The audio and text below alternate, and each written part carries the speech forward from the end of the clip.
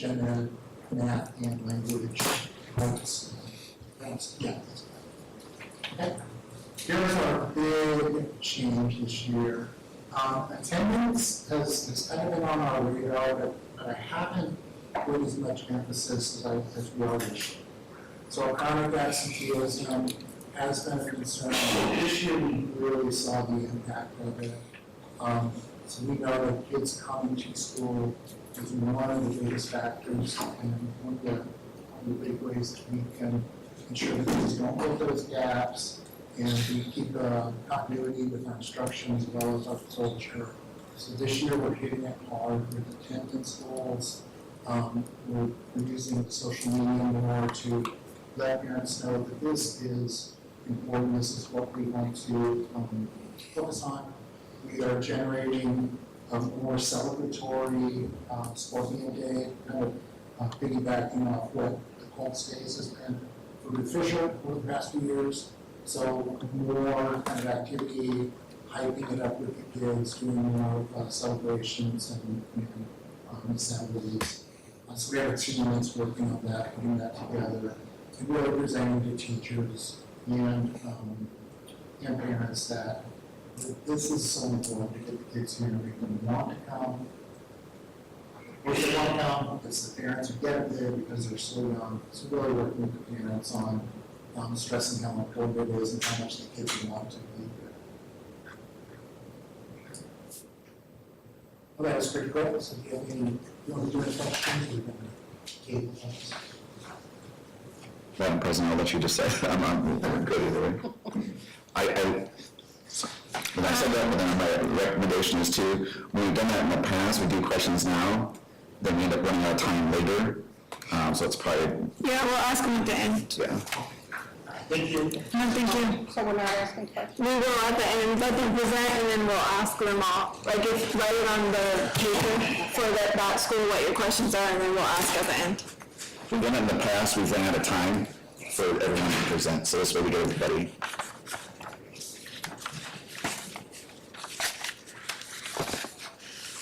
Madam President, members of the board, you'll notice I left on the Tartesso one, it still says Tartesso Elementary. I did that on purpose because this presentation is about last year's information, and then this year's goals, so that's why that's still there.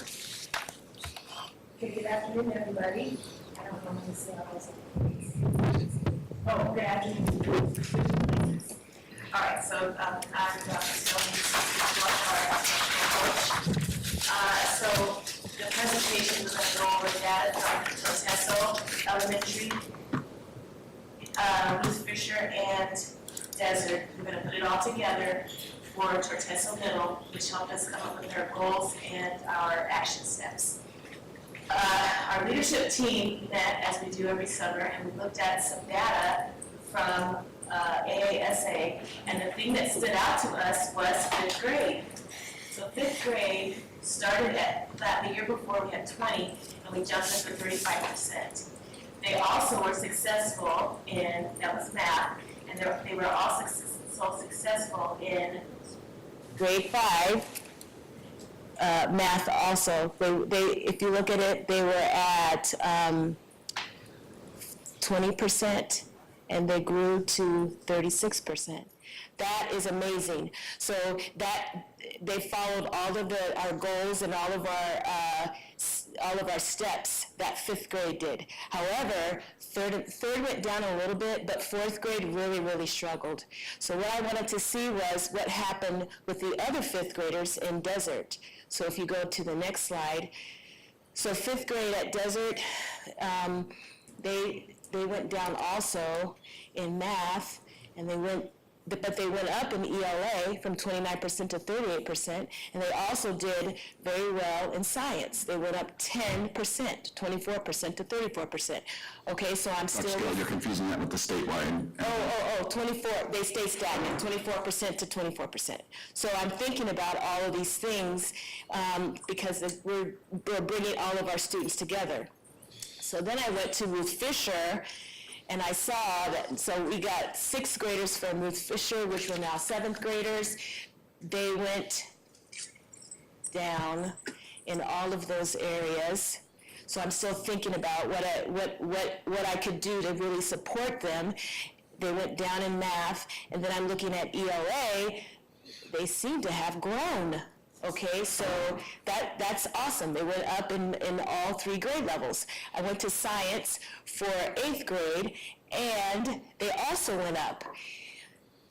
So based on all of this data that I looked at, and including the attendance, you can keep going, it was really important that Torteso Middle School worked with Ruth Fisher Middle School, and we brought all the teachers together. If we do that, then we'll be able to meet our first 2 goals, which is to increase in math and ELA by 5%. We have the action steps, which are still the same: deliver segmented instruction, actively engage our students, make sure that we're teaching the right level at the right time. So the things that I had them do at the beginning of last year, we did things like PLCs with Fidelity. We supported our struggling readers with Fidelity. We planned as a group quarterly with Fidelity. In 5th grade, we did. So if I can continue that for next year, I'm anticipating some growth.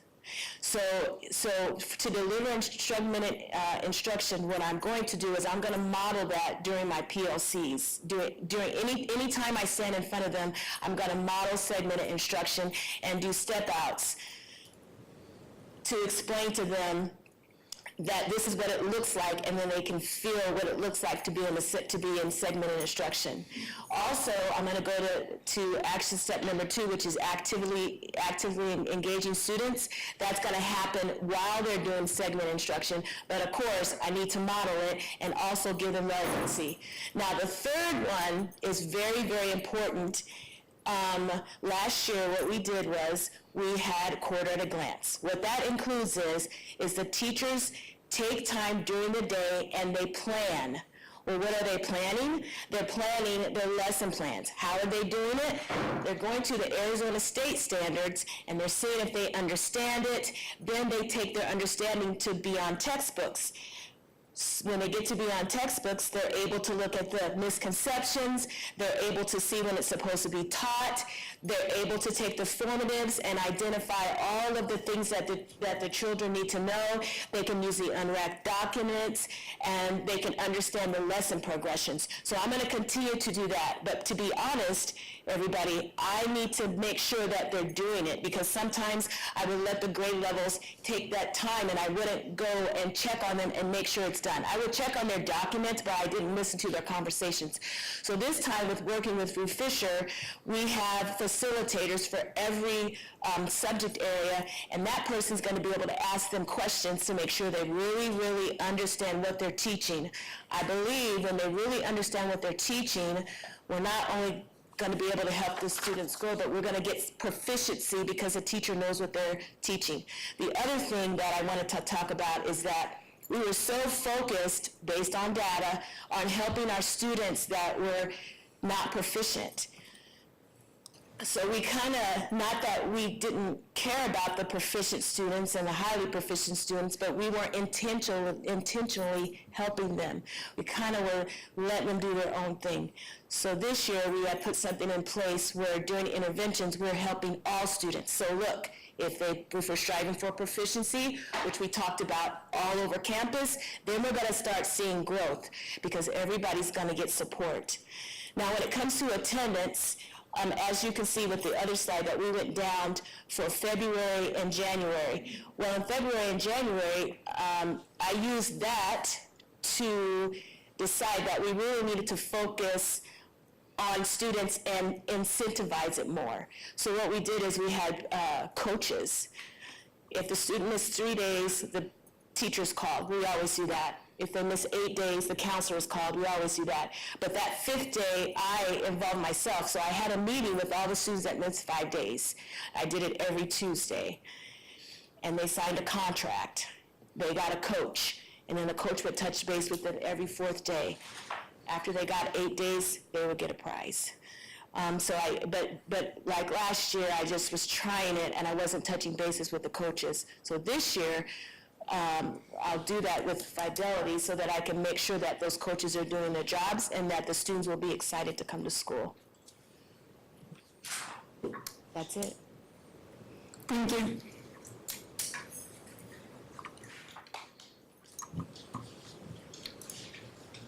Ms. Fisher?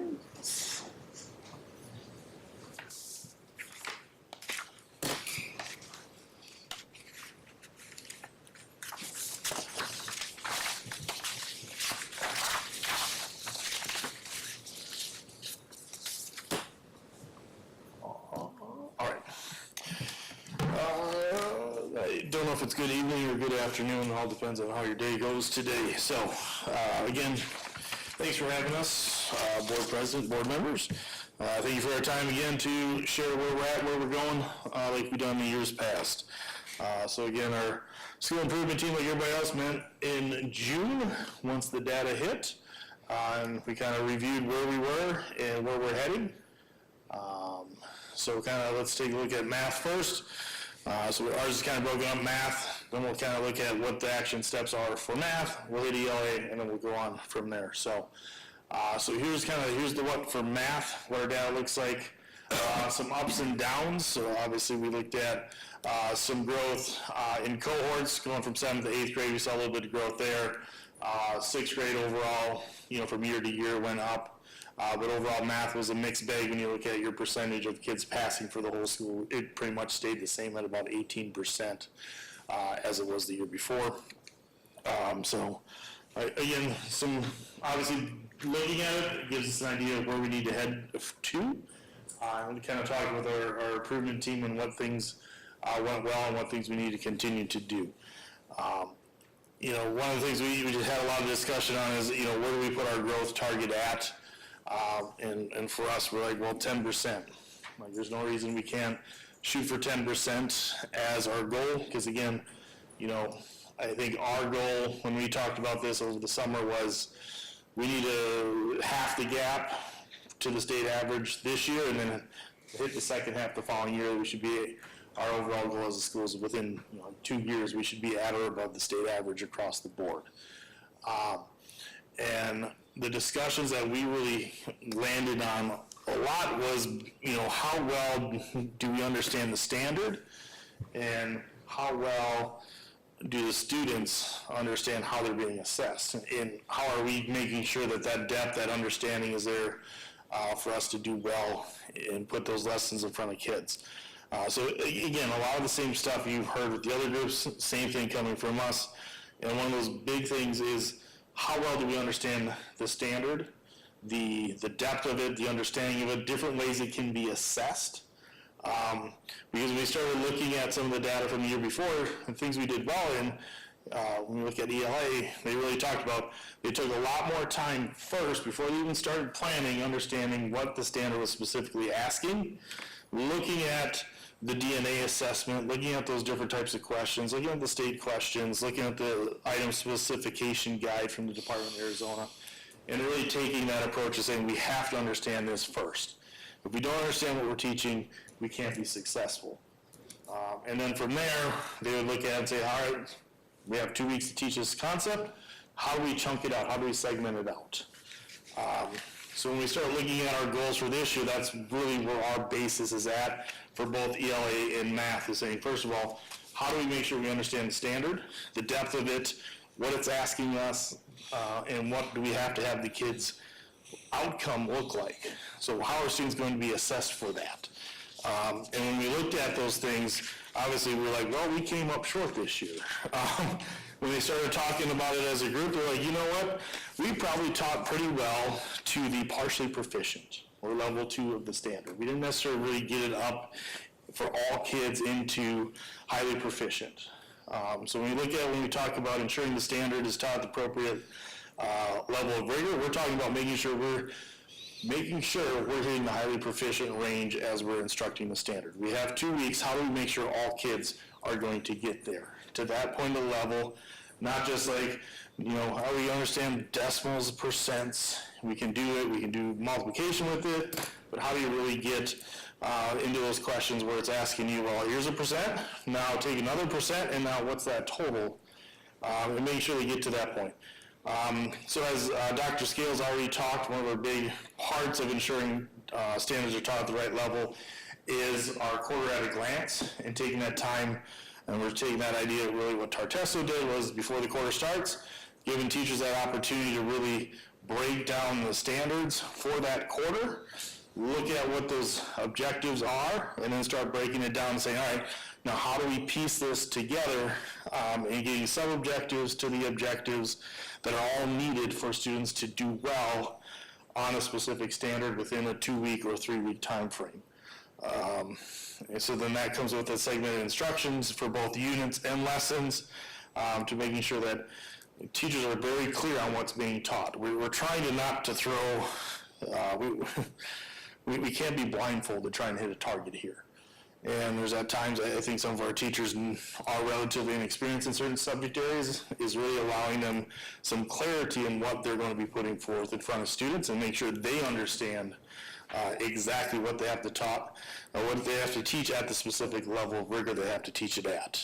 The other kind of action steps you're going to see on both is obviously actively engage students throughout the lesson, including cooperative learning strategies, so Kagan structures, but also other active learning strategies. Are you actually taking notes? Are you, when you are in front of the students modeling your segment or your sub-objective, how are students making sure they're engaged in that and taking notes and understanding and following along and staying active in that? How are we checking for understanding at those different times, and how are we engaging all kids through those processes? So it's cooperative learning strategies, it's making sure they're writing, listening, reading, and that those things are not hidden, not like you can't read inside a kid's head. So how do you make those, the idea of learning covert, how do we make all those behaviors overt in front of kids? So those overt activities, like how do we hear kids, how do we see what they're doing? You have to either be talking, you have to be writing, in order to make sure kids are with you and following along. And cooperative learning strategies is a huge part of that, and we want to make sure those that strategy stays in front of everybody. The other side of it is we need to make sure kids know how well they are progressing. How are we going to have students monitor their growth? We are data rich. We give them assessments. We give them DNA assessments. We give them our Excel things.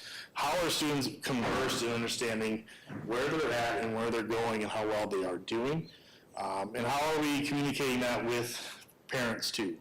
So really developing a school-wide system of students tracking their data, graphing it, and reflecting on how well they did for each objective as they move forward, get to mid-quarter, or our end of quarter, having a reflection on that.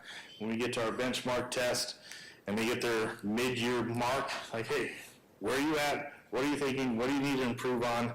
And really giving teachers a better sense, or students a better sense of knowing where they're at. So they're in middle school, they need to start having some conversations with themselves and with their teachers and how well they're doing and how can they continue to move forward. And obviously our staff members play an important role in having those conversations with students and making sure that they're moving forward. So moving to ELA, again, this will be a little faster because again, it kind of repeats the same thing. Overall for the data in ELA, we saw overall we're moving forward, and that's a lot of where our conversation started was, what do we do in ELA in certain grade levels that we want to continue to replicate? And that really landed on, we were clear on what we wanted to teach, how we're going to teach it, and making sure we're teaching it at the level students needed to perform in regards to making sure the texts were at the appropriate level of rigor, the text complexity was there, and that the questions and the things that we're asking students to do were matching up with what the state of Arizona expects out of middle school students. So overall, ELA across the board, we saw gains, even though 7th grade, year to year was it's the same. That cohort from 6th to 7th grade saw a pretty big increase there. And again, a lot of what ELA did throughout the year was all about, first, where's that groundwork? It wasn't talk about the resource, it was talk about what is the standard asking our students to be able to do by the end of this instructional period, and then building on from that. So we're going to continue to move forward with that. And again, action steps are almost exactly the same as they are for math. Again, we're presenting PD at early release days or on our after-school meetings. It encompasses our whole staff, so we want to make sure everybody's talking the same language. The one addition we do have on our ELA goal is making sure we're implementing daily writing opportunities in all classrooms, especially science and social studies, aligned to the writing test that supports what students are supposed to be writing at. Looking at writing samples from some social studies, elective classes, and science. Towards the end of the year, we started collecting more samples of that. We noticed that, hey, what you expect writing to look like as a social studies teacher is maybe not as clear and concise as what they have to produce. So one of our parts of this action step is putting in front of all teachers the writing samples. The state of Arizona says this is what a sixth grader should be producing at to be considered proficient. In seventh grade and eighth grade and so on. Will be pretty eye-opening to them because of the complexity that the writing that they expect a kid to be able to produce within about a 2-hour window of time. So really spending time making sure that they're clear on what those goals are and where that line is that we need to get kids to. So they're making sure they are affording students opportunities to get there and then scaffolding students to produce writing where it needs to be. Attendance, same as everybody. Kids aren't here, they can't learn.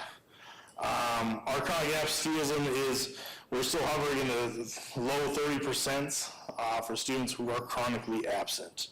And as everybody else has so far kind of said, we've tried to address it. We've called parents, sent letters home to certain students. But if we really want students to learn, we got to get them in class.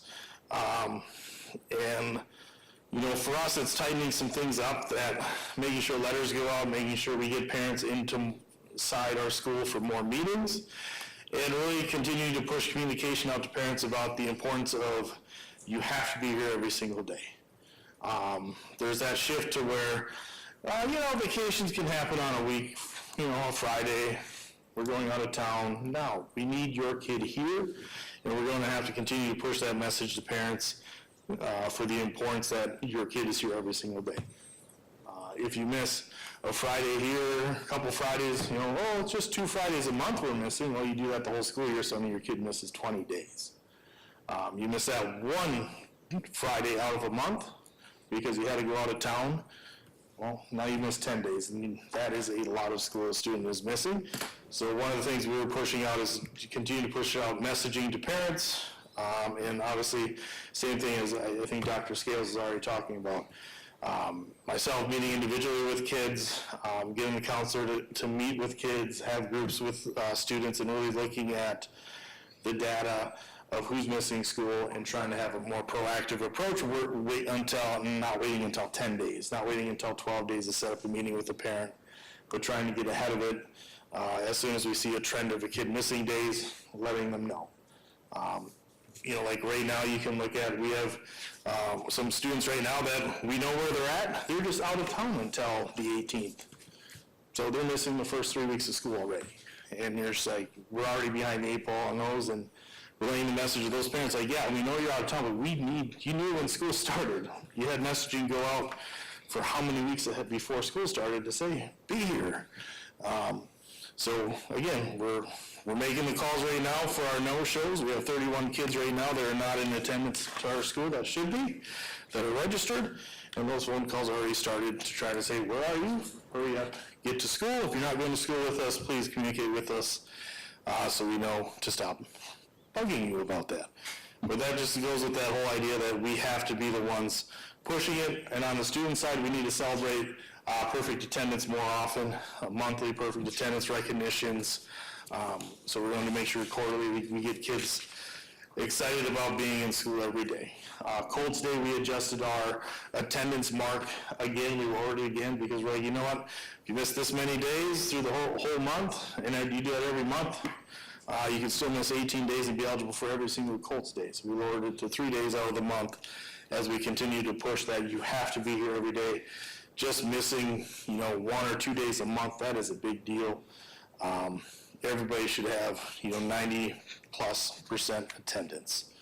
Our final goal we attached and are attacking this year, because we're taking more of a school-wide approach to it, is our ELL population, and really pushing that. We're going to continue to push at least 12% of every single ELL student should move up a level, and we want to reclassify all our intermediate students to being proficient. And professional development are some things we're going to do, scaffold of the month, instructional practices of the month, and make sure we're targeting our students in those regards. It kind of hits on that better instruction, better instructional strategies help all kids, not just our English language learners, but making sure that's a highlight of finding scaffolds and strategies that have high yield impact for all students, but especially our ELL subgroup and our SPED subgroup in that. So I guess questions are at the end. Thank you for your time, and we'll answer questions later. Thank you. Thank you. Tonopah. Let's see.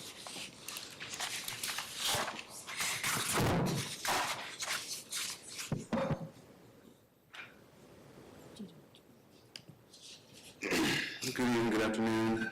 Thank you guys for having us here again. This year is excited about this upcoming school year. I just want to share real quick, briefly, our school approved rap plan for this upcoming school year. My name is Nathan Bolden, principal. Ms. Russell is our instructional coach at the high school.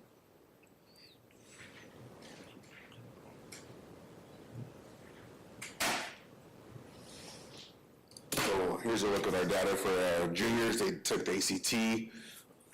As you can see, for this year compared to last year, we dropped overall 0.4. Last year was 15.6. This year, our results come back as a 15.2. We can discuss several reasons for that here in a little bit. Math was the only area that we tested in that did stay the same. For ACT, at 15.9. If you look down at ACT Expire compared to the 24-25 school year to the 25-26 school year, they increased in all areas. English went up by 8%, reading went up 20%, science went up 2%, and then math went up 5%.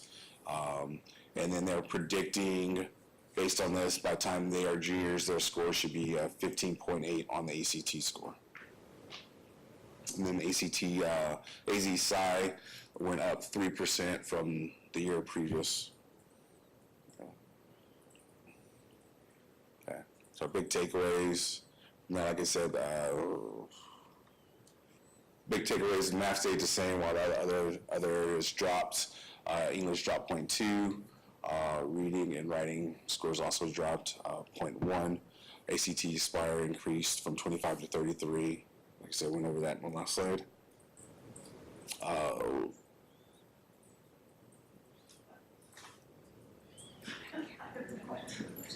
I do not know.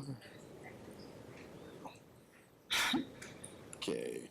So with ACT, we were talking about how it dropped. We did notice that the change in the testing from the year before, they went from 225 questions to 130 questions. They also didn't factor in this year the science sub-score, so that impacted our score as well because we had some students that scored higher in science than some of the other areas, so that had an impact on our score as well. They also cut the amount of time to take the test from 175 minutes to 120 minutes. And then in math, instead of having 5 options to choose from, they had 4 options to choose for. So all that factored into some of the scores changing and not being what we expected. Because when we did our progress learning benchmark testing, we did, as you guys saw when you guys went through the room, we were projecting to be at 17, 18. But then we also found out that progress learning wasn't exactly aligned with ACT. It was a shell. So this year they did buy the right, progress learners did buy the right ACC test, and it's going to be directly in line with it. So we should expect a more accurate score with our ACT scores this year. Okay, you want to go with that one? The next one. So for goal 1, we said that by the end of 2027 academic school year, the percentage of 11th grade students scoring at or above on ACT college readiness benchmark on the math would increase by 10% compared to the 2026 cohort. So progress toward the goal is going to be monitored through our quarterly progress learning benchmarks, and then classroom assessments.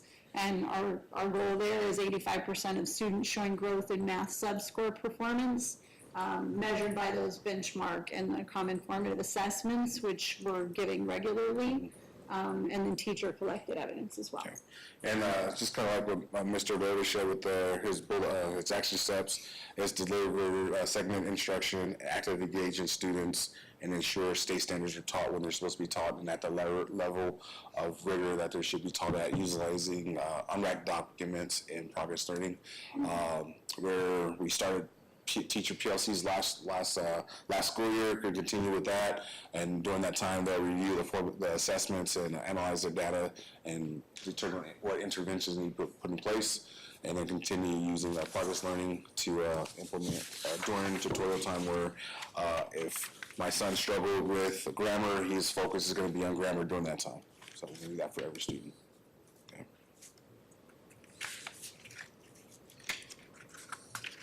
I want to change it again like I did last time.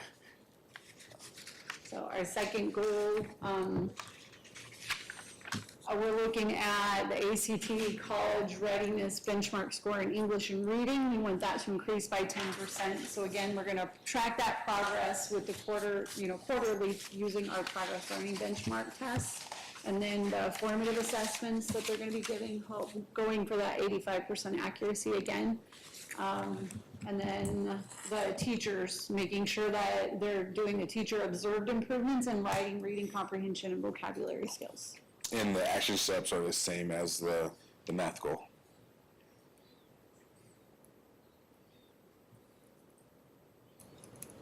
Okay. And then we also have an attendance goal, so we want to make sure that our attendance for students increases or improves by 5%. Our teacher attendance is also something we need to work on. We have a goal of reaching 95% on that one. We're going to be tracking that monthly through attendance data, and then using strategies like family outreach, our regular check-ins, targeted support. So we put together some things to help with those specific steps. And then the action steps for that is tracking data, attendance data monthly using Power Score and Frontline for the Power Score for the students, Frontline for the teachers. We have some spreadsheets put together to track that as well as for tardies. Then for those teachers, provide plans and coaching for teachers who are frequently absent, so more than 3 a quarter. So we're sitting down and discussing what's going on, how can we get them to work. Just because, like, if the students aren't here, they can learn, but the teachers aren't here, we can't provide necessary instruction that to help the students move. And then as well as have the social emotional counselor and dropout prevention specialist speak with the students and families to see what's going on, what's preventing them from getting to school, to see what resources and supports we can put in place and provide for them. Okay, and then kind of have a little blurb about our unexcused absences for students. You want to talk about that, please? So the first one, we're notifying the parents by phone call, email, or mail when they reach their 5th absence. And then when we get to 8 absences, the school counselor is going to meet with the student and notify the parents. And then when they get to their 12th absence, the student and the parents will be notified of the possibility of credit loss, so that at 15 absences, they will lose credit.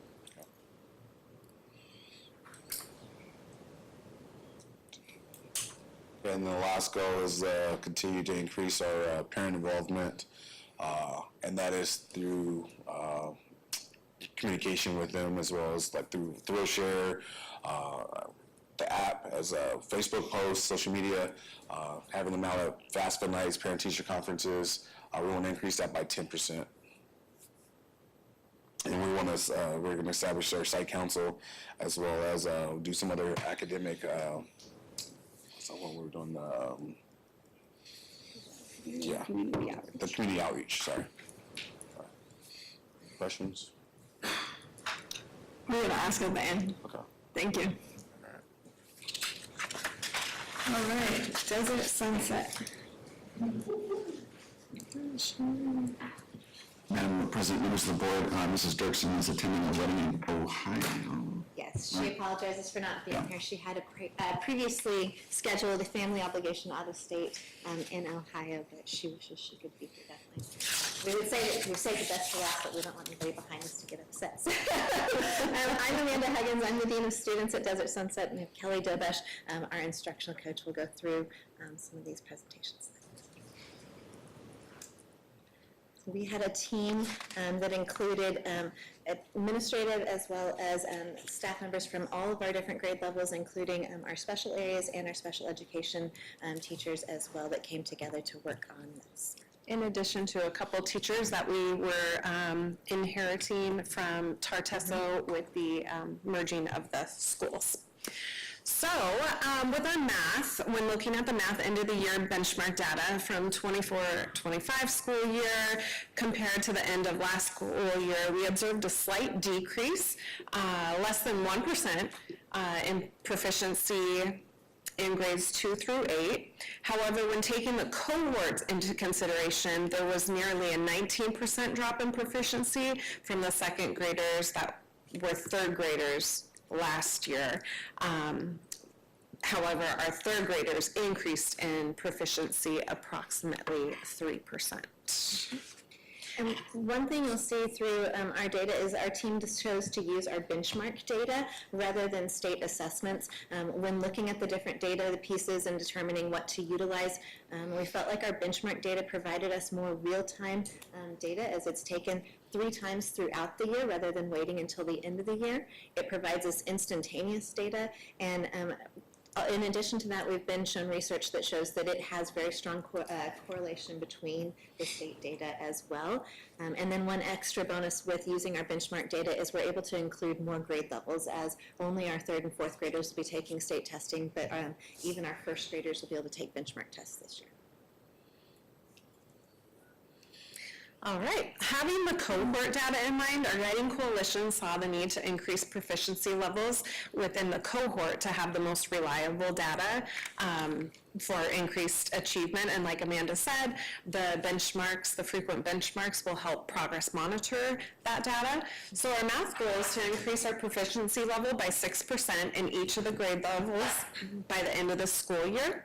One of our focal action steps is professional development that includes vertical alignment, so teachers can gain a deeper understanding of the state standards, like many other schools noted earlier, becoming more aware of where students are coming from and where they are headed in the future grade levels as it relates to mathematical concepts. We also have scheduled professional development for building number sense. At the end of last school year, a group of teachers participated in a book study using the book Number Sense Routines by Jessica Shumway. These professional development sessions will incorporate our learning, presenting mathematical routines and using hands-on manipulatives to enhance the conceptual understanding, which will then lead to the representational and the abstract.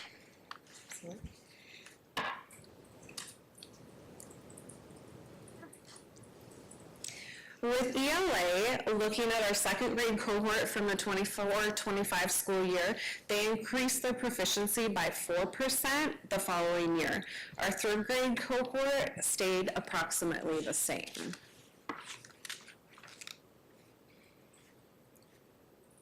So similarly to math, our ELA goal is to increase our proficiency by 6% by the end of the year. One of our action steps is not only to have dedicated foundational skills blocks in our daily schedule, which we already have included, but we are going to conduct regular fidelity check-ins as the instructional leadership team, Ms. Dirksen, Huggins, and myself, providing necessary support to teachers that may need additional training. Also, in grades 2 through 4, we will implement writing benchmark assessments and provide students access to a student-friendly Arizona Department of Education writing rubric to support our growth and student reflection. And all of our teachers will be using that rubric as they're grading student writing, so students are getting used to what are the expectations from the Department of Education for their writing. One thing that I would also add in there is one thing that we focused on a lot with our leadership team, and then we're spreading that out to our teachers, is that, maybe our data only shows 2nd through 4th grade, but every single teacher in our building is a part of that. What our kindergarten teachers are doing is impacting our students as they go through, and so any gaps, anything that's being missed, that's going to impact them through all of those grades. So getting everyone on board and understanding that they are a key piece to what we're doing, and that's why some of those foundational things that Kelly mentioned are really important to us at our school. With those foundational skills, that systematic phonics instruction that they're receiving that follows the science of reading, as well as those number sense routines that we're putting in place that are going to really incorporate a lot of the hands-on manipulatives and mental math strategies that are going to support them building those very foundational skills that they can build upon as they continue to grow and learn. And for attendance in each grade level last year was 90% or higher, including our daily average attendance for 1st through 5th grade. We have about the same percentage of daily average attendance the past 2 years at approximately 92%, so our goal is to increase it to 95% or higher in 1st through 4th grades.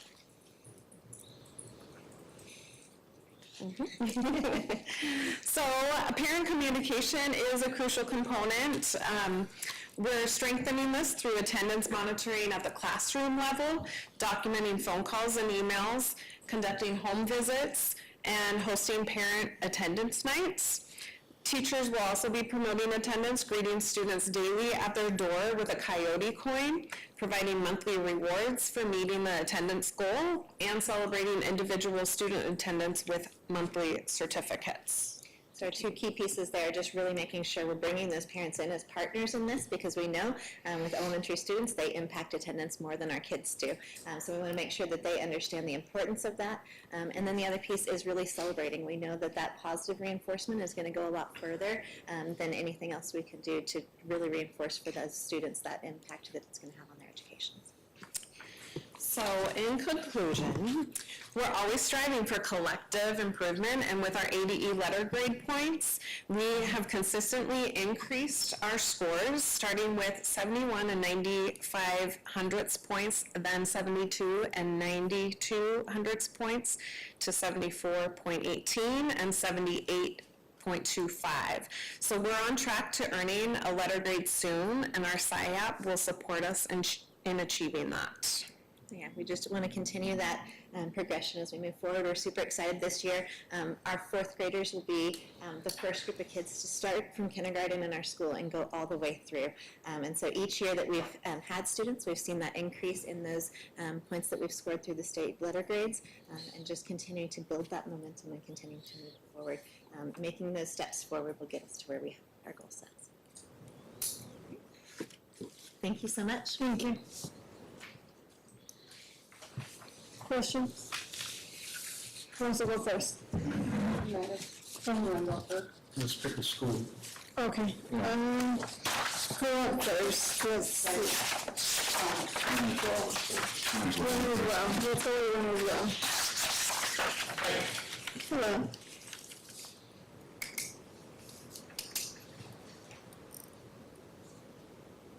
I guess the question I had is, I didn't see what your percentage for your absenteeism. Yeah, I apologize, I can get the number to you, but I'll tell you, it was the worst in the district. And we actually had worse absenteeism last year than the previous year. So I'll get the number to you, but I didn't have it in the slide. Okay. On that absenteeism, is that more the student or could it be more the parent? Well, it's gonna be the parent, because our kids can't drive. Yeah, I mean, ultimately it is the parents. You know, sometimes you hear kids that, the parents will tell you, they don't want to come to school, they're, kicking and crying at home, but you have to be the parent. Ultimately, what we see is the kids want to come, they tell the teacher, I want to be here tomorrow. We went out of town, my mom took me to Phoenix, it's the parents.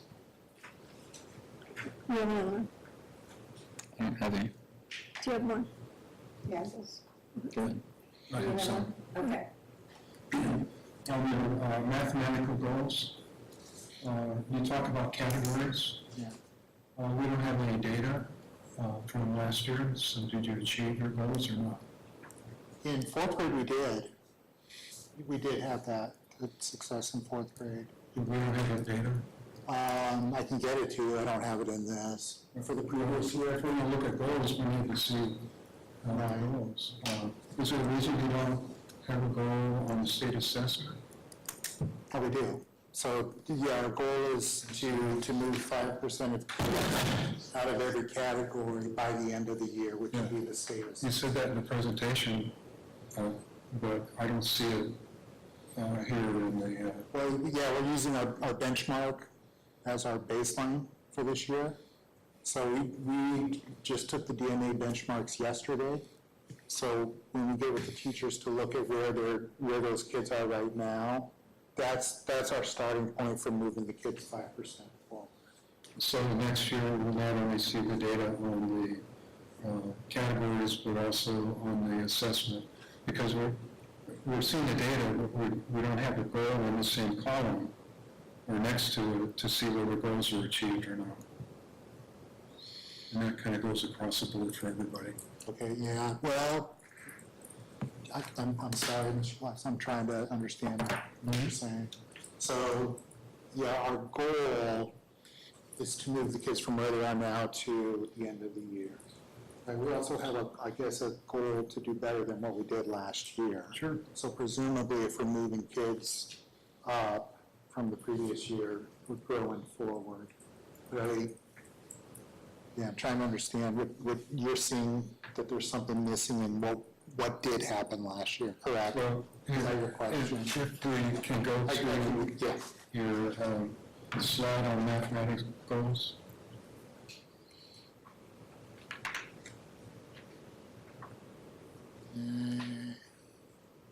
Yeah. this one. So you talk about 5% in categories. What are categories? Okay. So we have 4 proficiency categories that are in our DNA benchmarks, and they coincide with the proficiency categories of the state. So, Minimally proficient, partially proficient, proficient, and highly proficient. So our goal, whatever happens yesterday, whatever happens at the beginning, we're going to look at how many kids are in each of those 4 categories. And our goal is to take 5% of those kids from the bottom into the yellow, and then the yellow to the green to it's blue, but it's the top category. right. Does that make sense and help clarify? I got all that. Okay. We don't have the data. No, we don't have our starting point yet. That's correct. We don't have that because we set the goal before we took the test. So we're going to see where the kids are coming in, and then our goal is to move kids upward out of all of those categories, because if we move kids from every category across the school, we're going to raise the proficiency. Oh, Okay. right. I'm just saying there's no data. So we don't know whether the goal was achieved. Right. There is no data. And also, there's no goal for the state assessment, which is really the standard, that we want to see the improvements. Right, so we found that the benchmark is predictive of the state assessment.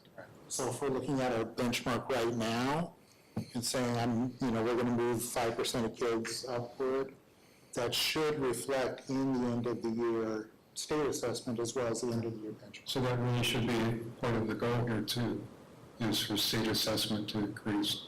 Now, is it 5 percentage points? 5% of the kids in that category, in that indicator. So if I have a score of 20, is that 5%, meaning I'm going to go from 20 to 21? We're gonna look at the kids, so if it's, say it's 20 kids, and we're trying to move 5%, which would be 4 kids, right? So we're trying to move those kids upward. So we're looking at percentage of kids in that category. I'm talking about state assessment. Is state assessment goal, your state assessment goal is to move 5% in math. We're trying to move the kids from the beginning, to the end, the state assessment at the end. I'm talking numbers. It's not necessarily to say, Let's go back to we get to 25% kids. Let's go back to the first page.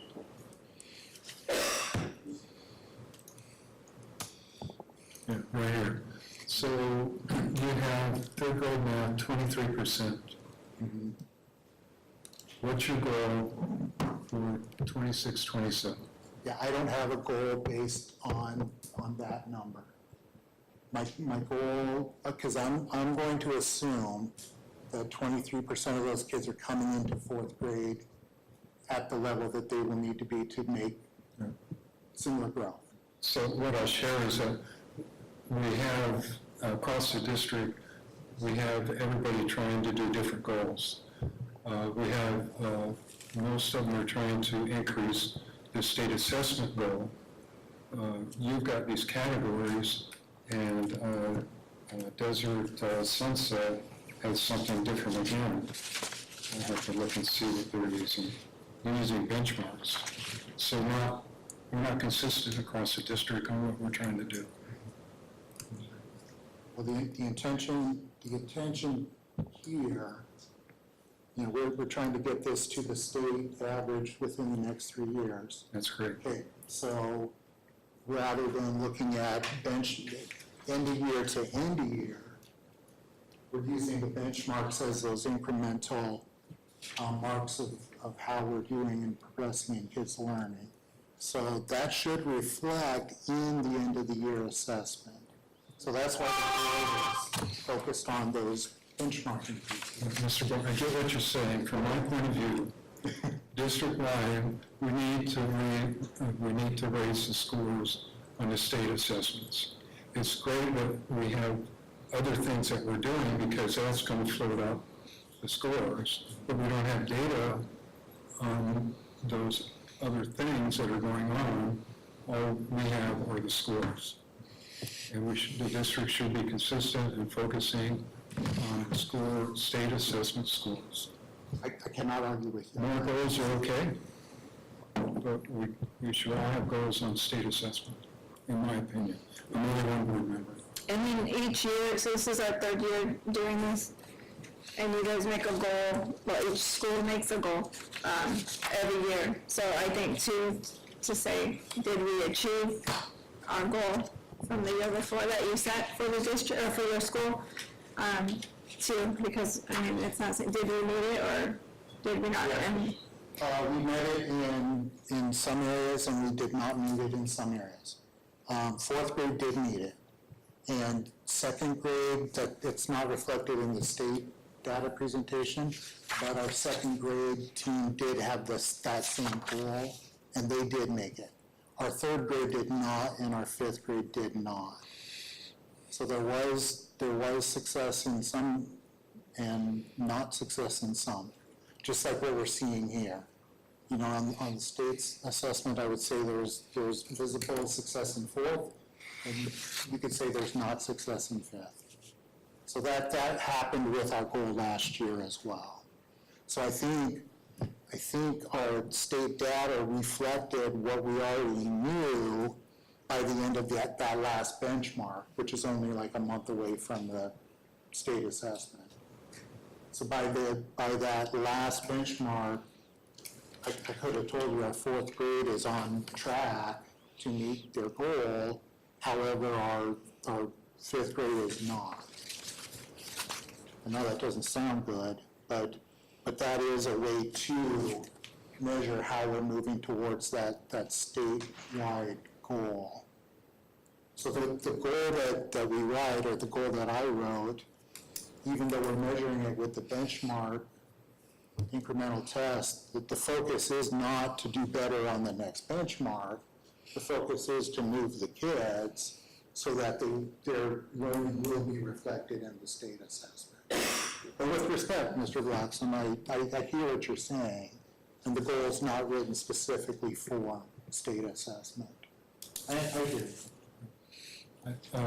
Just have one comment on when there's a lot of attendance. There's no data again provided, so we don't know if the goal was met or not. Right. Yeah, it was not last year.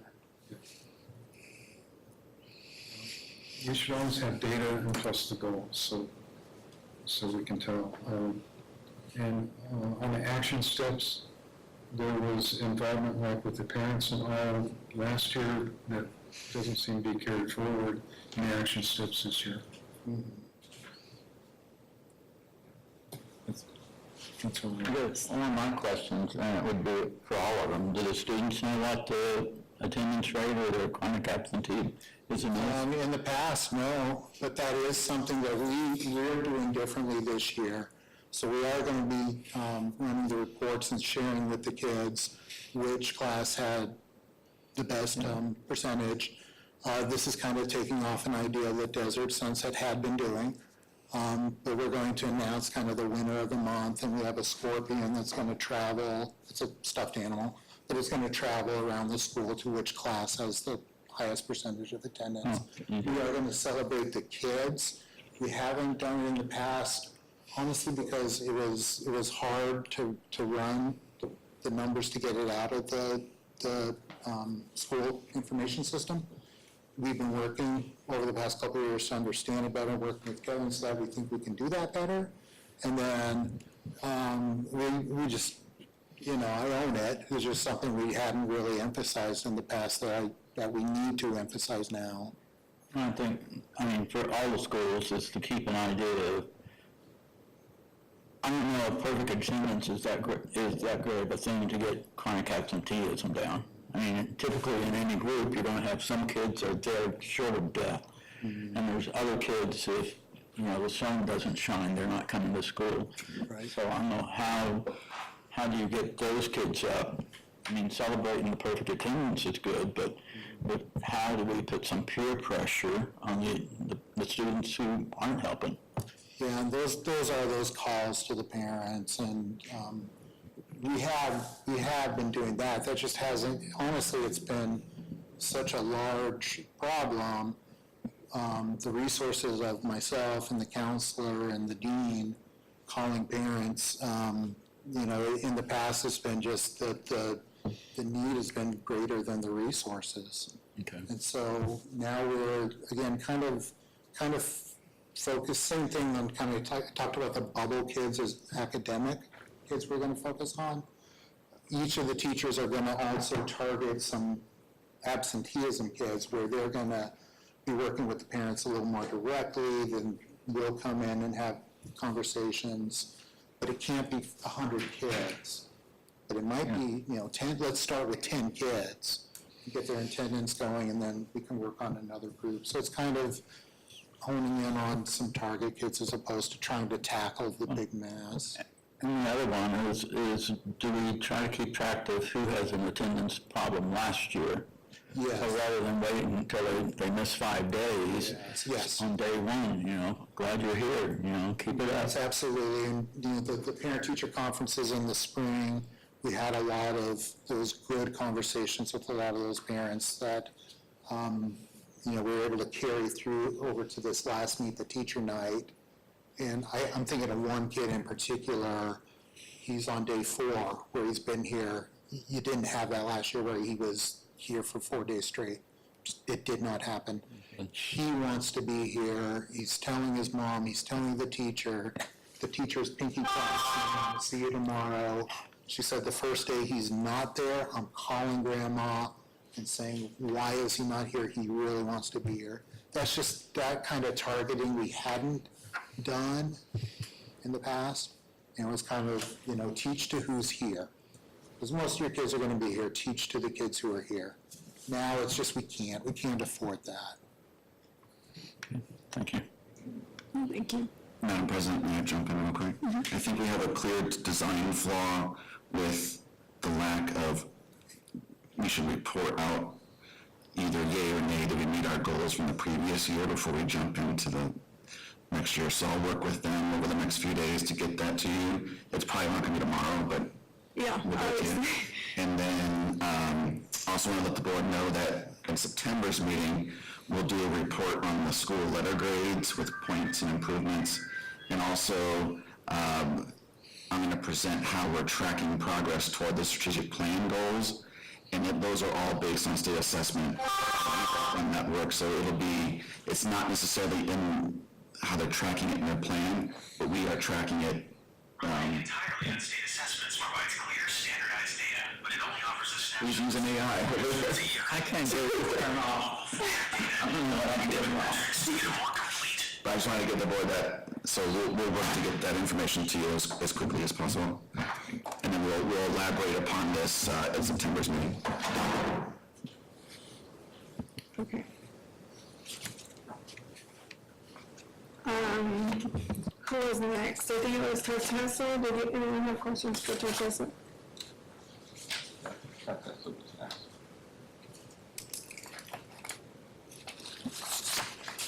Yes. And I keep seeing PLC, and sorry, you may have said what that is, but all of you guys are seeing PLC. What is that? Like the abbreviation, PLC. Professional learning. Yes, it's a PLC is a professional learning committee. Okay. Community. It's where the teachers get together and they review data, and they decide or they come up with other ways to support students with enrichment and remediation. Okay, thank you. Start. Yes. I was looking at the math scores, and I'm just curious, when we look at the benchmarks, there's not much growth there. In fact, it drops after the one-year benchmark. But then if you go in here and look at the assessments, I mean, it could be better, but they don't reflect the benchmarks. Oh, yes, that was for you're talking about for grade 5? And how they went, and how in the spring it was 10%, and then for AASA it was 35%. That's what you're referring to? Yes. That was weird to us too, yes. But, okay, so after we took the end of the year assessment, we had the PLC where we talked about the data, and the teachers really looked at all the standards, the ones that the students didn't get, and they really reviewed with them using lots of engagement. Those two and DNA, those two teachers talked to each other to see how did you teach it? They retaught everything, so they really did take everything to heart. I talked to all the students who dropped. I had personal conferences with them. We talked about goals for them. I talked to them the day before the test, and I said, what are you going to do? We're going to go to bed early. We're going to try our hardest. And so that was weird to us, but those are all the things that we put in place after they got that score. Thank you. On your chronic absenteeism, chronic absenteeism, last year it was 25.33, so you're saying you want to increase that, so it'll be like 15 something next year, is that what? We need to decrease that. Yeah, decrease by 10%. Yes. To 15%. Yes. Any idea absenteeism, because you have attendance data, any correlation, I mean, there's got to be some connection, but I guess it's back to my thing, do we have a large group of students that have great attendance or almost zero chronic attendance absenteeism? I feel like last year we did try to do the CUTS program, but we didn't have a lot of follow-through throughout the entire process. Like, we would start the process, and then we... Ms. Walsh, explain what CUTS is, just in case. Oh, I'm sorry. So CUTS is where we partner with the police department for absenteeism, and we report like chronic absenteeism to them, and they help work with the students to show importance of attending school and like what are the consequences of not coming to school and chronic absenteeism.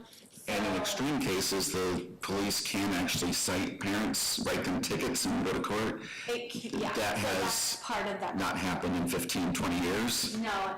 But that's in theory what this program is supposed to do. So if people are not going to send their children to school, because legally they have to be there until they're 16, from 6 to 16, but there's no consequence if you're not following the law. Correct. So, yeah, so we try, I know that she had set up meetings for the officers, like they do like a virtual meeting, with some of the parents that were doing this chronic absenteeism, not always would the parents show up to the meetings with the officers. Some did, and when the ones that did, we did see an improvement in their attendance at school. But again, it wasn't really completely followed through with parents, and the officer like would try, but wasn't always receptive on the other end, and it didn't complete that sequence. So we used that program not last year, but the year before, and it did work for 2 families. Last year, we didn't have that. Oh, I thought we did. Yeah, we didn't have that program last year, so when I would make a call, it would, sometimes there would be because they were sick. Sometimes it would be because there was a funeral, they had to leave the country or leave town. There was a family that would schedule their vacations during that time. So those are the students that are the chronic, that added to that. So then it just became like, I still gave away the attendance certificates and attendance prizes, and we still did, but then it just, I don't know, it didn't it seems like it didn't matter anymore. Even with the coaches, I got a call from an officer that got angry with me because I called about their absenteeism. So, yeah, so this year, we're still just gonna work at it. But some of them, the ones that were absent, they did have very good reasons why they were absent. And others are just. And others, yeah, just absent. Okay, Dan, go ahead. A question about the attendance action steps. So for this year, okay, So my question is, the first one says communicate with students. Last year, the goal was communicate with families. Why the change? because we're going to middle school, and I think if we make middle school so that it's exciting and we offer more opportunities for them, they'll want to come to school. And we have walkers. We have a few bus riders. We have bus riders, but we have a lot of walkers. So that's why we said with students. That's why So you don't have a goal anymore to work with the families? we're going to work with families too, but I want to target the students this time, because last year in elementary school, I would have all of those conferences, but really, I knew that I couldn't do anything because parents were bringing their children to school. So I could tell a child, what's your goal? What's your goal? And their goals would be something like, I'm going to set my clothes out, I'm going to wake my parents up, but what if my mom can't bring me because she's sick? That's the things that they would say to me. So this year, yes, I'm going to talk to families, but if I can get the walkers, the middle school walkers who walk to school by themselves to just want to come to school, that's why I put... Or get to the bus stop on their Yeah, own, get to the because bus they stop. are older and more self-sufficient than our previous years. We had students who couldn't walk themselves to things or take themselves to the bus. But now they have that ability to wake up, get themselves ready. If they have that want to go to school, we're hoping they'll want to get to the bus stop or they'll want to walk to school. So we're trying to target students so that we can get them to get there without, necessarily leaning on a parent to make them more independent. Yeah. Then I have a question on the math goal. Increase assessment scores in each grade by 5%. What does that mean? If there's a score of 20, Yes. do you take 5% of 20, now the goal is 21? Or is it 5 percentage points and it goes from 20 to 25? 20 to 25. Yeah. Thank you. And we did it. The only grade level that got that was 5th grade. Last year. Yeah, So last we year. achieved that goal For fifth last grade. year for 5th grade. The other ones, we didn't. With the absenteeism, it's across the district, the kids that, want to say, oh, I have a headache because they don't want to read, or their tummy hurts because they don't want to do the work. So they go to the nurse's office and they think it's fun because they get to hang out, or you call home and you're like, hey, you need to come get your kid because they're, quote, sick, and they keep doing that. That counts against that score as well, right? So what are we doing about those kids? So like say, well, here's like a tum or something, go back That to happened class. to us last year, and we caught on to it. There was we call them high flyers. They would be coming to the nurse, maybe during math time, they would come down, and they would always, you know, like you said, something would be wrong with them. So the nurse would say, Nicole, they come every day during this time. I called parents. And I just say, I don't know what's happening, but every day at 12 o'clock, they just don't feel well. Yeah, because I think if we keep sending them home, we're giving them what they want, or you call their parents, we're part of the problem now. Yeah, we don't call home. Well, the first time, yes, but after we catch on to it, I call, and I say, they come down here every time, I don't know what's happening. And then we catch on to it. Okay, thank you, that's all I have. Do you have one? Star. So I'm looking at these goals, and to me, it looks like, I don't know if the goals have changed, or we're just focusing on the same goals and kind of, you know, we're gonna do this instead. Because a lot of times you're doing the same things, you're just wording it differently, and a lot of these things are things I think we should have already been doing. So I guess my question is, when you're setting these goals, are you really looking, and this is for everybody, are you looking at how we're gonna progress, or are we doing the same goals, and we're doing the same goals, but we're gonna add a little something to it, or we're gonna make it just a little different? And to me, these are all goals that should have already been in place. Well, to be honest, we weren't doing everything that we said with fidelity, like the interventions. I had my own intervention group, so I wasn't going around to the classes to make sure that we were supporting the proficient and highly proficient students. So I put a plan in place for myself so that I could monitor that. That's why I want to try it again. Well, I feel like when I really do what I'm supposed to, and you know, do the program, whatever we decide with fidelity, that we'll get the results. I think we also chose these goals because we're trying to reach state assessment goals, right? The state assessment scores. So we're trying to reach these yellow scores. And when we looked at the Ruth Fisher data, we noticed that if every grade level were to increase by 5% within 3 years, which is our goal to meet the state-wide average, that if we increase by 5, everyone would be hitting that average. So that was another reason why we chose the 5% increase, because over the next 3 years, when we were hoping, our goal is to get to that statewide. And you have to try something 3 to 5 years. I believe that. So we have to do. Everybody has to do their part, and I have to make sure that everybody's doing their part. And I can't be a part of the process because somebody has to give feedback and watch the process and monitor it. Can I ask a follow-up question? So I'm looking at this, and I get it that we want to, you know, move everything along 5%, which is great. We have those scores. But if I look at your action steps for, what am I looking at?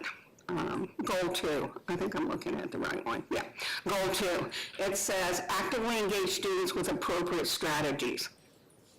Aren't we doing that? I know when I talk that this is something we're supposed to be doing, so are we not doing it with fidelity like we should have in the beginning? Well, I wanted to. I'll answer it for everybody. Okay. We're starting year 3 of a 5 to 7 year. We're in year 3 right now. So 2 years, 2 school years, not calendar years ago, we implemented a whole new instructional delivery model. So, Ms. Marcette, should those things have been happening in all schools across the state in America? Yes, absolutely. The reality is they don't. If they did, this wouldn't be a focus for us. Is every classroom delivering segmented instruction, engaging kids highly all day, no. But is it a heck of a lot better than it was 2 school years ago? Absolutely. So we're going to continue to focus on those things until we get to a point to where I can confidently say it's happening all day, every day, in every classroom. But we're not there yet. Okay. And our new teachers. So I'm trying to answer the question. Right, I don't know that I'm answering because judging by your face. May I ask the superintendent question? So, and I understand what we're doing, but if we're not seeing an increase in our scores or our benchmarks or whatever, and we're still doing the same things we're doing, but we're just upping it a little bit. I don't know, we're reassessing it every year and trying to do something different. And then I'm gonna be watching this, no offense, but I'm gonna be watching this to make sure next year we made some progress and not just looking at the same thing. We're all doing that same thing. Right, no, I understand. I didn't, anybody jump into, I have a philosophy in education. I actually figured somebody would ask this question, so I actually have a video clip queued up from a movie to explain the philosophy better. Is, in education, historically, you implement something, it doesn't show magical improvement year one. We either keep that and add something on top of it, or we throw that new thing out and put something. We never give time for new things to catch hold and show impact. And minimum is a 3-year implementation, more likely 5 to 7 years. So we're just finished year 2 of anywhere from a 3 to a 7 year process. So we could start something. Well, we didn't have 20% growth in every grade level this year. It must not be working. Let's throw it out and bring something in. And then we're just going to keep starting, going back, starting, going back, starting, going back. So our philosophy is we're going to get really, really good at a few things, and those are going to pay off. And it just doesn't happen. We all wish it did like that. And as you saw, there are some pockets of like 5th grade here, 4th grade there.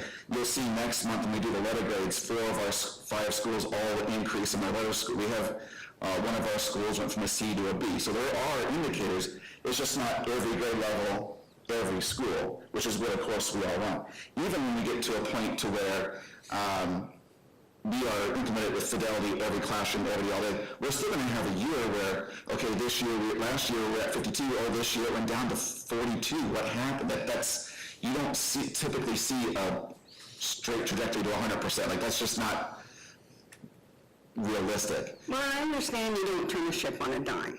I mean, I understand that. I guess, and I'll always say this, that I always think things should go a little faster than they are. So that's just my perspective. We wish that, yeah, for sure. You're preaching to the choir. I know. But I've seen in the past sometimes that you use those same goals and you don't get any results, but you keep using the same goals. You mean strategies, not goals. Yeah, and the action stuff. We have a lot of new teachers too, so sometimes, that process, we have to start training them how to do that, actively engaging the students. So with those new teachers, they're not implementing it quite yet because we're still training them. We're training them all the time, every day. The coaches are, the principals are in our professional developments. We did it in SMI. All of it, they're being supported with it, but those new teachers also are people who affect test scores, and they're also being trained, and then they'll start to implement that successfully. Then hopefully our test scores will reflect that as well, but we also have those people coming in that which is why we don't want to get rid of that, because we want them to do that too, because we find value in that.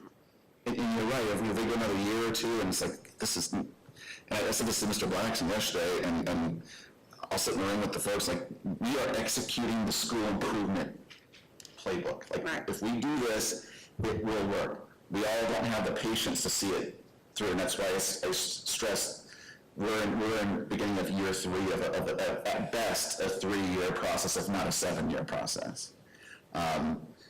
We all want the same thing. It's just we don't want to throw the bathwater out when it hasn't even had a chance to get anybody wet yet. I just made that up. I don't know if does that analogy work? I didn't want to throw the baby out with the bathwater. Kind of ship on a dime. Yeah. I don't want to say that you're not, you guys, everyone is doing a fantastic job. I am just always concerned that we're not moving as fast as I'd like to do. So that's just my, whatever. I think we all agree. Yeah. Well, and also too, I think it would be nice to hear, not every August, but within the middle of the year or whatever, when you guys are struggling to meet strategic goals or whatever, because we don't hear what it is that you guys need from us as a board to be able to achieve, the goals that Dr. Linus has set for you, to hear from him that we don't hear from you guys, or even the successes that you're having within, we don't hear that. We don't hear directly from you until the end, and then we get to question you about why your numbers are not where we may think they should be. Madam President, members of the board, as I think you and I have had the conversation with this whole process we started a couple of years ago, is it started with, let's get a team of people together and make a school integrated action plan or improvement. Technically, it's called a school integrated action plan. Then we added the next step of presenting to the board. This year, their next step is they have a middle of the year check-in with cabinet where they're going to come and do that, and then they don't know this yet, but there are other steps added to it. It's just not kind of like a process. It's not, we didn't do, let's do all of this new stuff at once. So we will get to where you're talking. We're just not there yet. Okay. And the same for you, those SMART goals. Okay. Thank you, guys. Who is next? Ruth Fisher.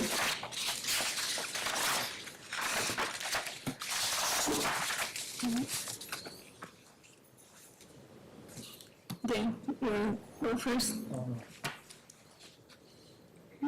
Thanks for the clarity on your goals. I do have a question about attendance. Attendance switched from the last year to average daily attendance to chronic absenteeism. Why did you make that change? The number of students those kids hit who are chronically absent completely impacts our daily attendance average. So even though it stayed about the same, our overall attendance, I think again, it was like 91.8 or 7, somewhere like that. There was only about a 0.5% difference in overall attendance. We have some kids that miss an extraordinary amount of days, and that impacts everything. We need to get it to more of the individual scale of attendance and looking at those, in this case, 30% of our kids. That's still a lot of kids. That's about 200 kids when you looked at what our numbers were last year. So 200 kids are missing more than 15 days. We need to target those 200 kids to get that attendance to change, getting those kids into class more often. Even if we reduce it, let's say you're missing 20 days, we get it down to 10. They're there 10 more days. That's 10 more days of learning versus kind of that overall percentage, because we noticed in years past, as you kind of mentioned with, do we track those kids who miss year to year? Yeah, we do, and it's the same kids, and we continue to work with those parents and try to call them, send them letters, and it's the same result every year. So we really have to work with those families and continue to stay on them about, hey, every single day matters. It's not, I don't feel well, I have the sniffles, stay home. No, unless you're barfing, fever, diarrhea, we need you in school. We continue to try to put that message out to parents all the time. And the diarrhea will be relevant for the next, so just to, I see everybody laughing up there with Matt, so that it actually will make better sense later. Spoiler alert. So your reduction of 10%, that's 10 percentage points? Yeah, we want to, I still think that's too high, because even if we hit that 10%, it's still 1/4 of our students will be chronically absent. But that will make a huge amount of difference when you're talking about the pure number of days that those kids miss. We'll see a pretty big increase in that, what that daily attendance value would be. Because there's a lot of those other action steps that will actually still catch those other kids who are starting to miss days too, and make sure we stay on top of everybody. Thank you.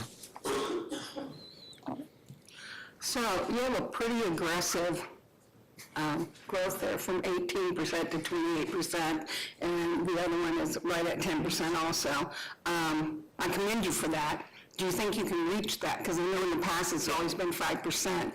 Yeah, again, we'd like to set it higher. But again, I think this year moving forward, the consistency matters. Last year we built some more foundational things, kind of like you talked about, hey, these goals look the same. But again, we have to build those foundations with teachers that, it's not looking at the textbook and just going from page 1 and go through the unit. It's actually, do we understand what we're teaching and what's expected outcome for the kid on each standard, and making sure we teach to that level that's expected, and it changes. Assessment changes, so when we look at the DNA assessments and things like that for elementary schools, every single one of their kids take the DNA. Middle school, we're different. Every single one of our kids gets state tested. Only 40% of the elementary schools now will actually take the state assessment this year. But pretty much every single one of our kids will, because we're now 5-8, so 5, 6, 7, 8 all take the state assessment. Only grades 3 and 4 at Winterswell and Desert Sunset will take the state assessment. So they have to look at those other indicators saying, hey, how are we making sure all these kids are moving? So, yeah, we can make it, we'll make it. We laid those foundational pieces, and we're stretching the rubber band. Like, we can't keep adding stuff and keep asking more of our teachers. We're going to snap that rubber band, and we're going to see people say, you know what, maybe South Mountain's not the district for me. We want to make sure this is a place that we get staff and we get people that want to come here because we're doing great things.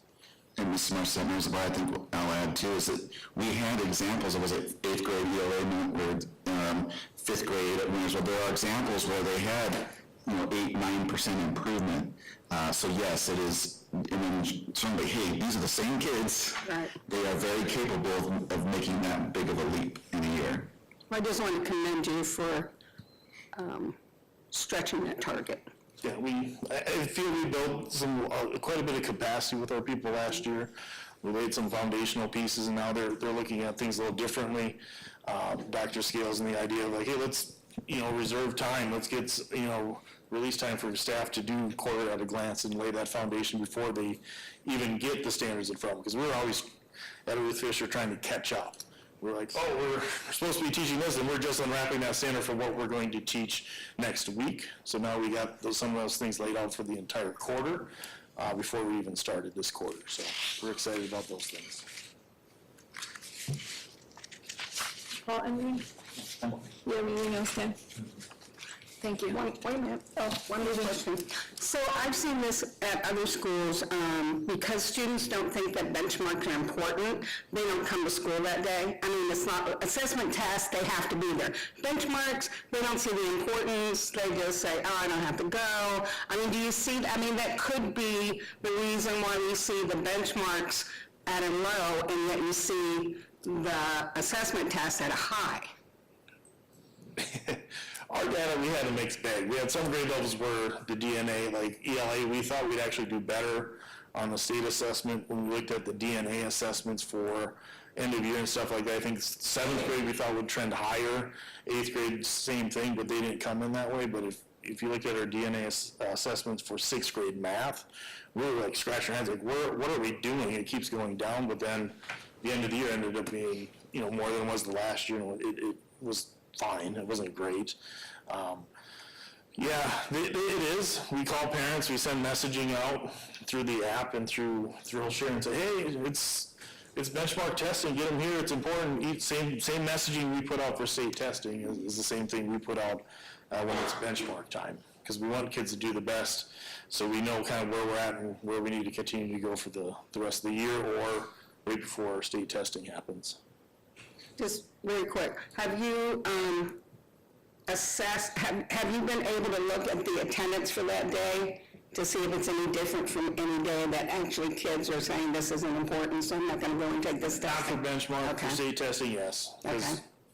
we'll look at it and say, wow, our attendance was great today, because we're testing today, and parents are like, it's state testing, get them to class. And that's a message we shared with our staff here just a couple days ago. One of the last days of in-service was communicate with parents about upcoming assessments and, even formative assessments. Hey, talk up, hey, we got a test next Tuesday, make sure your kid's here. And, put those messaging out to parents so they know what's coming up. And when teachers have done that in the past, they've seen attendance increase. So there's also trying to continue the impact our teachers have on attendance and saying, hey, call the parent, tell the parents what important things are coming up, so there's more push for the parents to push their kid to school. As Mr. Boyd said, I want to make a t-shirt out of it and put it all over the place, that your kid can't drive, so get him to school. I don't know how all parents would take that message, but that is true. Like, our middle school kids, they can't drive, but they can catch a bus. So. Thank you. Ms. Marcet, there's two quick things I want to just kind of keep in back to mind when it comes to testing in general. the benchmarks are a very good predictor of state performance, but they're not perfect, right? Sometimes you'll expect one thing and get a much higher, or you'll get the reverse where you expect something much higher and you get lower. It's not exact, it's very good, but it's not perfect. And along, kind of like with attendance, one of the biggest, if not, I think the biggest factor in all this is, if I'm a student and I'm sitting there taking this assessment, and am I sitting there really giving my best effort? I really believe if kids gave their best effort, you would see a huge, and when I've had my student advisory councils, that was one of the things we talked about last year, and that was the number, when I asked kids, what can we do to raise our test scores? Every group of kids, 4th through 12th grade, we need to try harder. They all said it, they all admitted to it, so that's the other variable out there that we have not a lot of control over, so that's always kind of adds to the inexact science of it. I just want to keep everyone in mind, we've got 19 minutes left in 2 schools. Okay. What, 10 o'clock?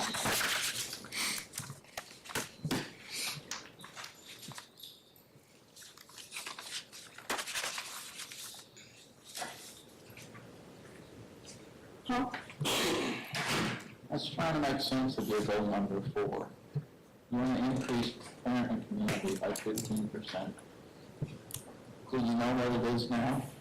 How do you measure? Huh, your mic. Oh, I'm sorry.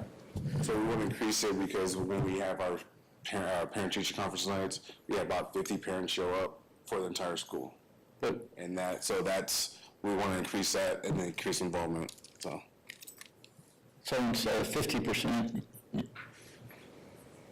how do you come up with 15% of community involvement? So Parent involvement. Gear up, they would do sign-ins and they would say how many people show up. So that's how we have the numbers of how we want to increase it. So if we're only getting 50 people to show up, we want to increase that. That's what it is. So for the 100, next year you want to 115? Yes, sir. Okay, I follow now. Thank you. Okay. Did you have questions, though? Well, I think it's interesting that evidence of success will include at least 10% increase in parent participation, but up above it says parent and community engagement, which to me would be the same thing as participation, and it's 15%, so are you saying that 5% community and 10% students? Yeah. Okay. Before I ask anything, you can go ahead, Dan. Question? Yes. Go ahead and go first. I just have a couple of comments on goal 3. There's no data, and also on goal 4. No data was provided.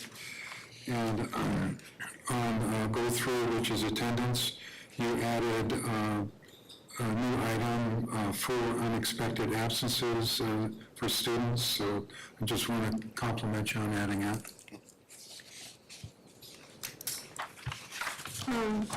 I guess my question, so the parent involvement, like you said, is on the 20th when parents go to meet the teacher. Yeah. And the small amount, you might not get the same parents back if the staff says, why are you here? I don't expect to see your child is doing very well and does well, so why do you come? You want those parents to come too. Obviously, you want the kids who are struggling, but you're gonna lose them too. Encourage parents to get here, so they'll. And then another question is the communication part. Everyone keeps saying dual share, so that's the Saddle Mountain app, correct? So then why do we have Power School too? Because I see that you can put grades on the Saddle Mountain app, so do you know why we have two? Because it's difficult for us high school parents to communicate with some answers. So Power School is their student information system. So that's how they track their grades and attendance, and so you can see that. And then the app is just communicated through the classrooms, because the classrooms are linked through Google Classroom where their grades and stuff are stored as well. So it's one of those. The same all members of the board, they do 2 separate things. The student information system or Power School is primarily grades and attendance, whereas the app is, it can't, for a teacher, it can be, hey, don't forget there's ACT testing on Tuesday. It can be, don't forget to bring this to class on Wednesday. It can be school-wide information, don't forget to come and meet the teacher on this, so that Power School doesn't do what The app does, and the app doesn't do what Power School does. Okay. Does that make sense? Yes, and then, but also too, when communicating on the Saddle Mountain app, some parents will message in rooms, and you don't get a response, but if you go to Power School and you hit send an email, you'll get a response. So I think that's where you lose parent engagement and communication opportunities. And then do outings such as sports, field trips, Skills USA, do those count against them for the absenteeism or Well, no? that's school events, so that shouldn't count against them, no. Thank you. That's all I have. Anything else, Steph? One quick question, because this is always a challenge for everyone. You said 5% increase in your community involvement, and all the things you list are things that students would do. So what out-of-the-box thing have you done or thinking about doing to get community members in? We're looking at creating the site council, getting that up and going. We want to start an academic booster club, so we can start recognizing kids that's doing what they're supposed to be doing academically. So that's another way, as well as doing we talked about bringing the 4th of July back, and I want to work with Ruth Fisher about hosting, because he hosted it at their school in the past. So we're going to start doing stuff like that as well. Also then have people do blood pressure and that sort of thing, you get more involved in the community. We do have, 3 blood drives throughout the year? That's all we have. Thank you, guys. Desert Sunset. Dan, you want to start it off? Yeah, just a comment similar to what I had with Mr. Bourne about not using the state assessment, but using benchmark assessment instead. Nothing wrong with additional goals, but I think there just has to be that higher level goal, so that's included. And when you talk percentages, you're talking about percentage point increases. So you would go from 20 to 25, right? We're talking about Not from 20 to 21. correct. So we're talking about the percentage of students who are testing at proficient levels. Okay.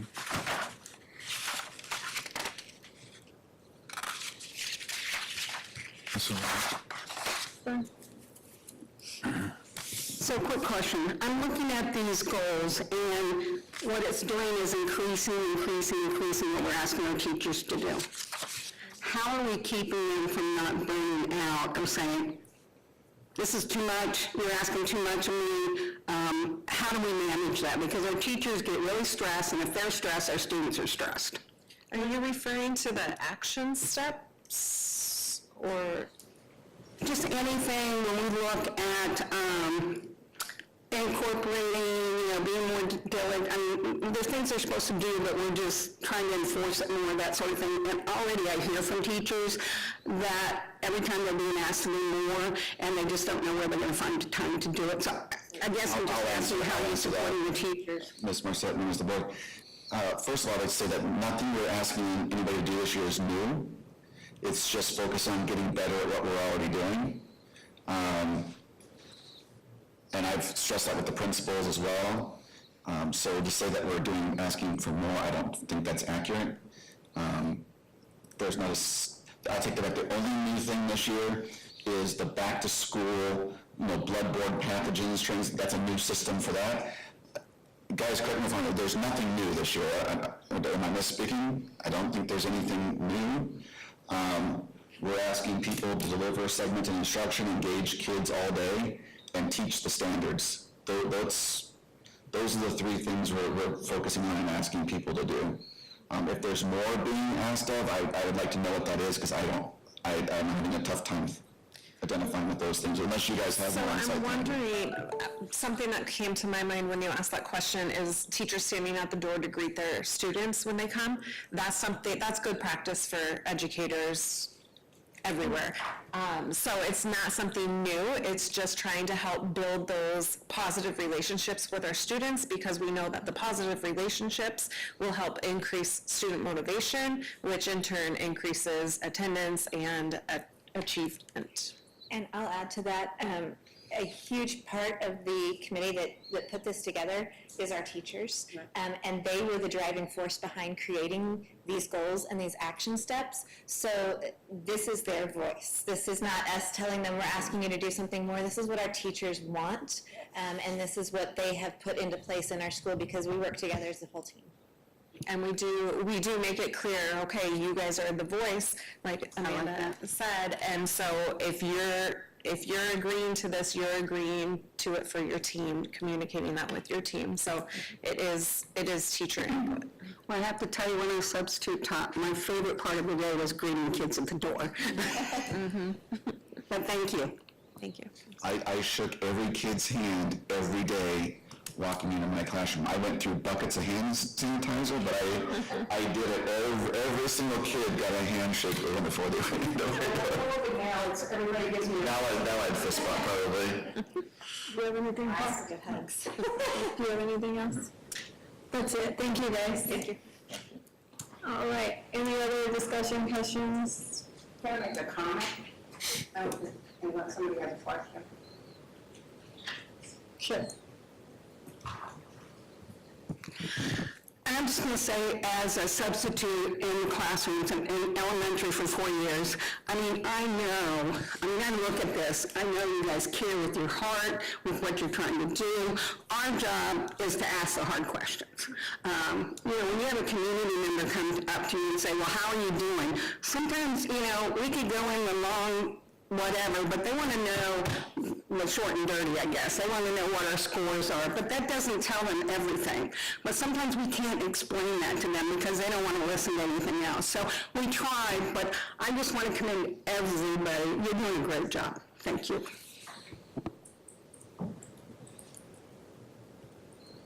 8 minutes before that. Do we have a motion to adjourn? Second. All in favor, say aye. Aye. Aye. Aye. Motion passes. We are adjourned.